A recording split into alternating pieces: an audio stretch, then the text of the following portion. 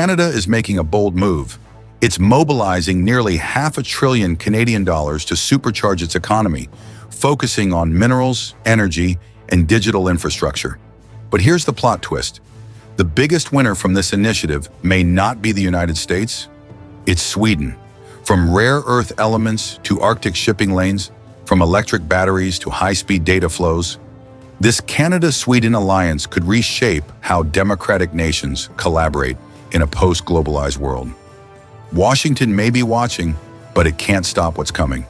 Today's focus: Canada's strategic deal with Sweden, a partnership that reaches from Europe's largest rare earth deposit to Canada's massive infrastructure projects.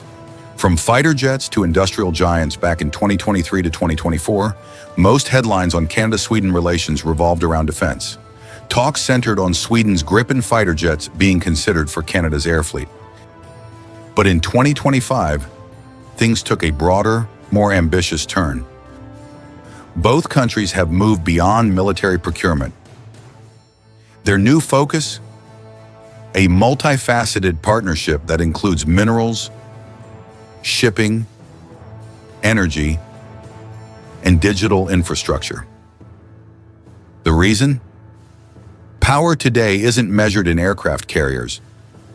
It's measured in supply chains, technological edge, and industrial resilience. Why Sweden? Why now?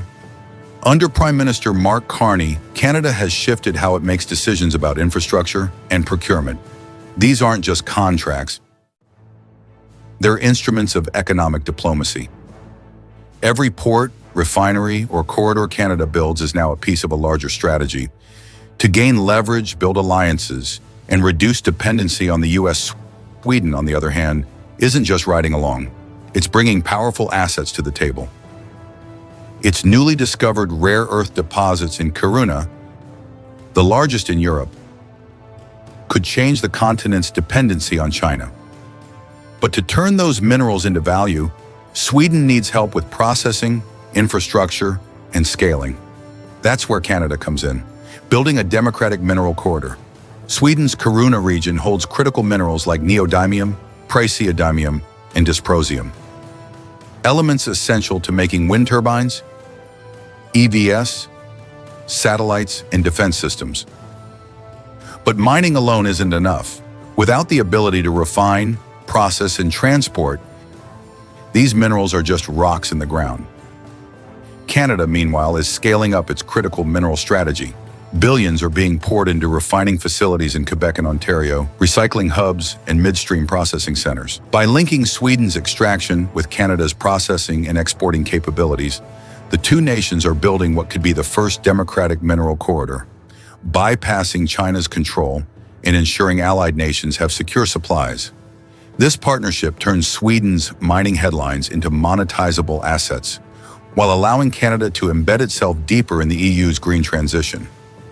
Strategic value beyond trade.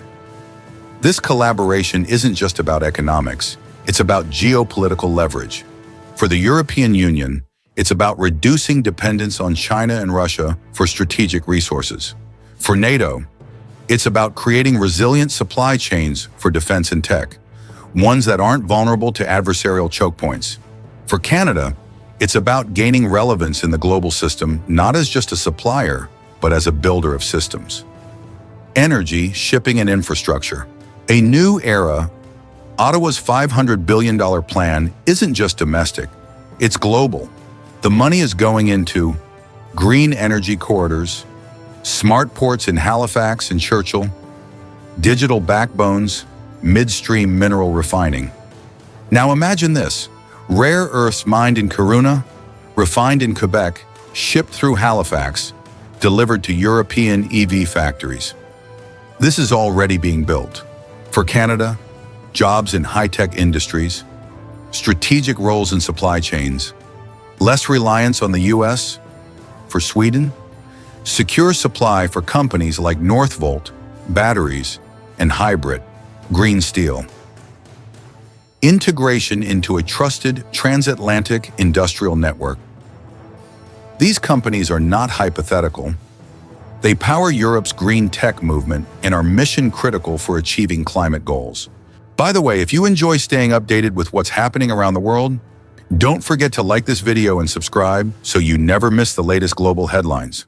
The Arctic, frozen no more. Melting sea ice is opening new shipping routes in the Arctic, and Canada and Sweden are perfectly positioned to capitalize. Canada controls vast Arctic waters.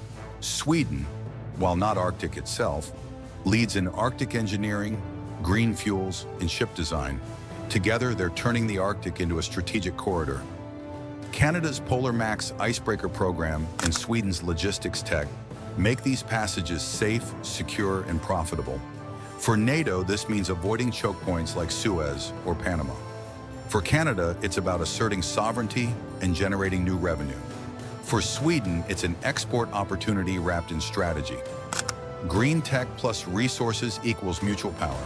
Sweden is a leader in clean technologies, while Canada brings the raw inputs. Sweden's Northvolt is building EV gigafactories. Hybrid is creating fossil-free steel. Stena Recycling is closing the loop on rare earths. Canada supplies nickel and cobalt from Ontario, hydropower from Quebec, hydrogen projects from Alberta and Newfoundland. Together, they form a feedback loop. Sweden brings innovation. Canada provides scale and resources. Europe gains supply chain independence from China and Russia. Digital backbone of a new alliance, minerals and shipping are visible. But behind the scenes, data is just as critical. Sweden is home to Ericsson, a 5G/6G leader. Canada houses top AI clusters in Toronto, Montreal, and Edmonton. Together, they can create secure networks where telecom meets AI, protected by democratic standards. Sweden's energy-efficient data centers pair perfectly with Canada's breakthroughs in quantum computing and machine learning. This digital corridor could challenge the dominance of U.S. big tech and China's state-run firms, offering a third way rooted in trust, sustainability, and innovation. A new industrial pillar for NATO. Both nations are NATO members, but their power isn't in military spending alone. It's in industrial resilience. Canada brings uranium, nickel, cobalt for dual-use tech. Sweden brings rare earths and green steel tech. Together, they give NATO what it lacked, a secure democratic base of strategic materials. This redefines the future of NATO. Less about tanks, more about whether supply chains can survive a shock. A model for the future Canada and Sweden may be mid-sized democracies, but their partnership offers a repeatable blueprint. With Finland, Arctic defense. With Denmark, Greenland's minerals. With France, aerospace plus materials. This network of resilient democratic corridors is a quiet revolution, one that proves allies don't need Washington's approval to shape the global order. This is why the Canada-Sweden deal matters. It's not just about minerals or tech. It's about industrial power, geopolitical autonomy, and how democratic nations build the future together.